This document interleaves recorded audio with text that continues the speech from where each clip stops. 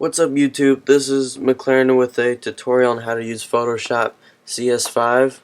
Okay, I'm gonna open up Photoshop CS5. I'm gonna teach you how to use basic tools. Okay, I'm gonna open up my project. So, alright, here's Shah's a Sunset, worst show ever. If you watch it, I feel sorry for you, but it's a pretty funny looking pic that we can work on, especially this guy. He looks like a moron. Alright, um, Alright, I actually like Rezo though. He's pretty cool. Alright, right now this is our selection tool, but obviously as it comes up nothing is selected and the layer is locked. So to unlock it we are going to right click on the layer on the bottom right and say duplicate layer and just say OK.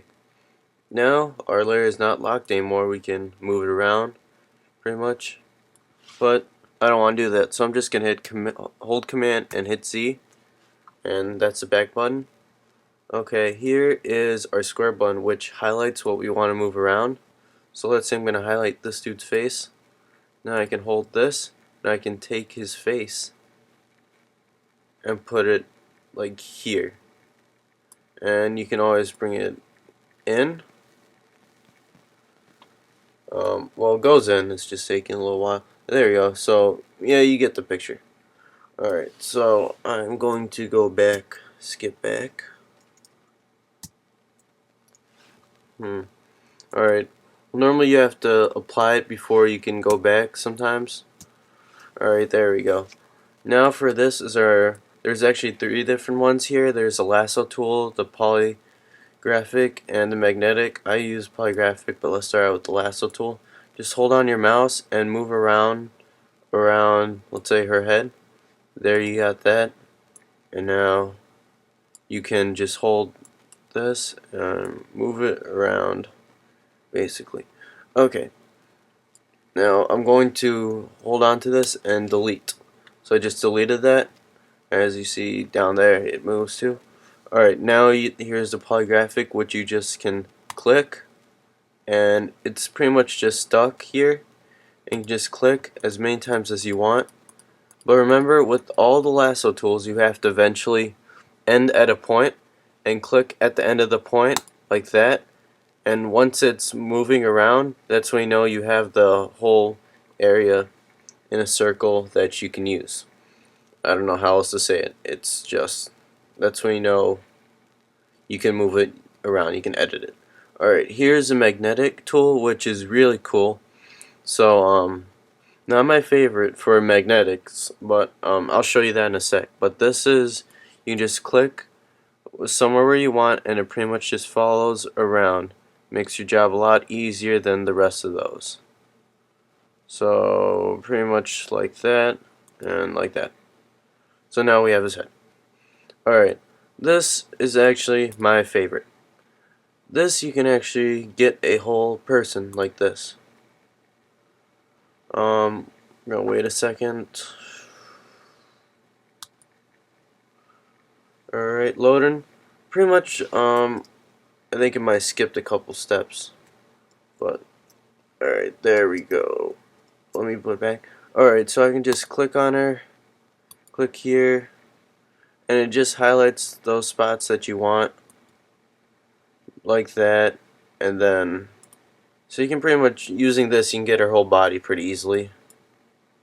It might get on the outside, which is a problem. That's issue other people are having.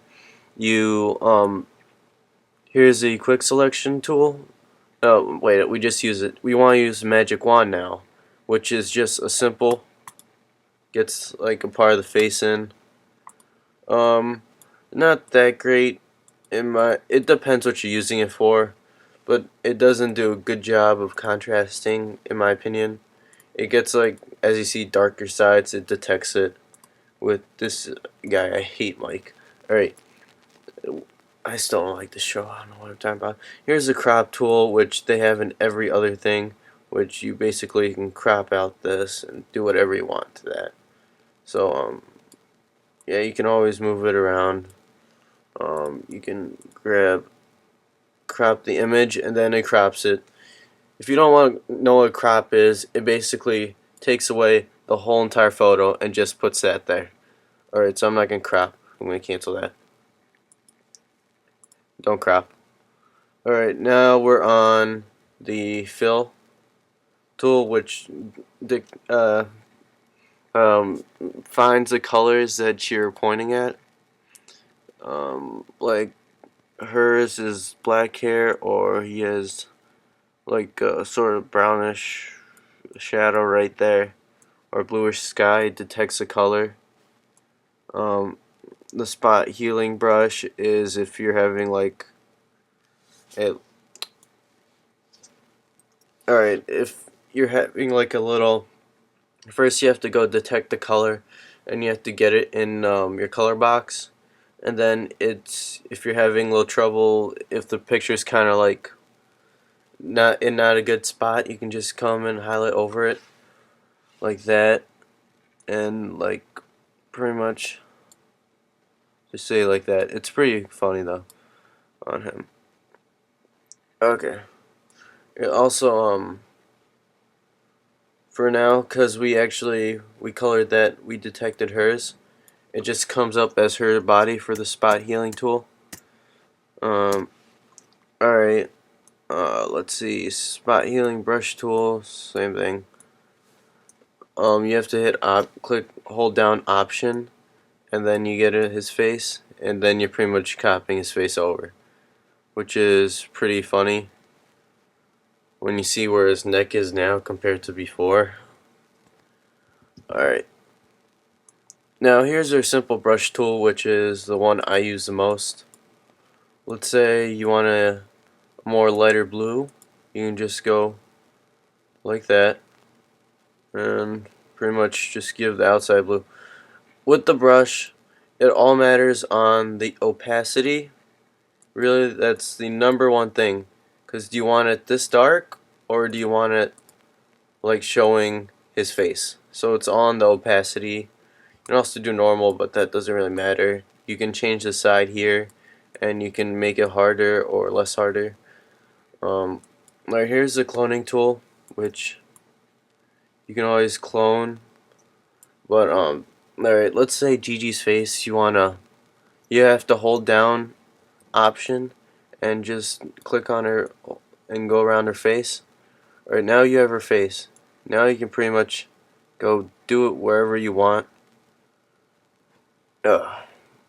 Alright, so now we're doing Gigi's face. Now I'm going over it, and now her head's down there. Alright. Here is the art history brush tool, which should be pretty obvious what it is. It's pretty much a history. It just does whatever it did before. So it's basically just a history brush. And oh wait, no. This is the this is just the normal history. This is the art history, which kind of turns the back into it pretty much goes throughout the body and makes a cool figure shape. Like I don't know, little pieces of grass I would compare it to. If you have a better comparison, I don't care. Okay.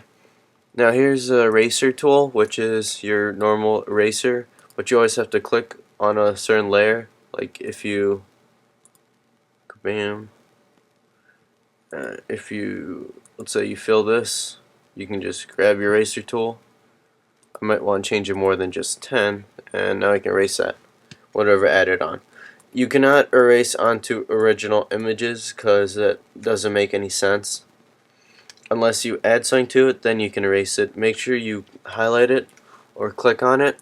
And here's the one I just used, was the fill tool, which you have in Paint, so you should know what that is. You just fill the whole selection with a certain color.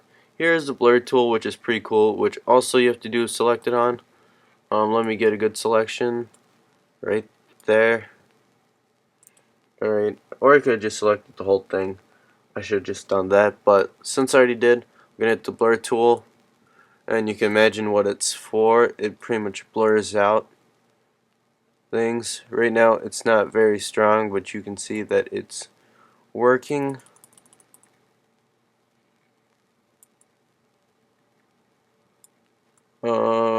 As you see here, it is blurring his face out. Blurring his face out, thank God. Alright, now here's the sharpen tool. Let's increase the size. Now you can pretty much sharpen a face, but or sharpen where it was before, so you don't want it as blurry. But I don't want to sharpen his face. It's better off like that. Alright, so I'm sharpening his face. As you see, it's coming back to normal. But if you actually sharpen it too much, it gets really funny. And then it gets so pixelish, it's kind of hard to look at. So make sure not to sharpen it too much, because then it starts to look like a horror movie. Alright, loading. Okay, now it's a smudge tool, which is probably one of my favorites. It kind of makes things cool. It smudges things around. So what you're pretty much looking at here, it's smudging everything. But Smudge Tool always takes a long time for some reason on Photoshop. I don't know why, it just follows your mouse. Alright, so now since we got everyone's faces smudged besides Gigi's, now we're going to go to the Dodge tool, which basically lightens things up. It pretty much contrasts with the color and everything. Alright, now here's the burn tool, which it's pretty much like burning you. Pretty much it gives you a tan. As you see here, I'm giving her a tan. And now she's black. There. Okay, I pretty much created a horror movie, honestly. Alright, now we have our sponge tool. Sponge tool. Which pretty much gives everything a spongy effect, as you would imagine. Let me give her face. But right now I'm actually turning her face more black with the sponge tool. So, yep. You can always, there's different modes. There's saturate mode also. So, it kind of contours the color, gives it better, like, it depends upon the color that you're scrolling over, because then it'll make it more powerful, as the best way I can explain it. You can always use this to make it up or down to get a better face contrast, to get a better face layer. Alright, now we can do typing, which you should know, it's just click of a mouse and then you can start typing. Okay. And loading. Oh, I don't think I actually typed. Sorry about that. Alright, there's some typing. Now here's an alternative mouse, which isn't really that much needed, but you can move stuff. For this, you basically are moving stuff around without taking any of the layers. See, here's the normal mouse. Here's the mouse with the holding object. So that one just takes like simple add-ons like this thing. Okay, here is our shapes. So this is pretty much a shape that I'm making. And now I can just, as you see here, let me fill it in for you with our fill tool. And now it's pretty. Alright. Now, Alright, for now, I didn't actually, it takes a little while, but normally for the shapes you have to go into the settings and make sure the insides have color, so it's not a complete solid. So that's my mistake for not doing that. But here's for our 3D objects, but we're not going to use it because I'm not doing 3D today. I'm not teaching you how to do it today. And I guess that's about all the simple tools. right here. So I hope you learned something today. Just for my own commercial use right now, I do backgrounds, avatars, all that stuff. If you have any questions, please comment. If you have any questions on anything, like any of the applications, I'm really good with that stuff. Please comment and I will get back to you immediately. Thanks for watching, and I hope you learn how to use Photoshop.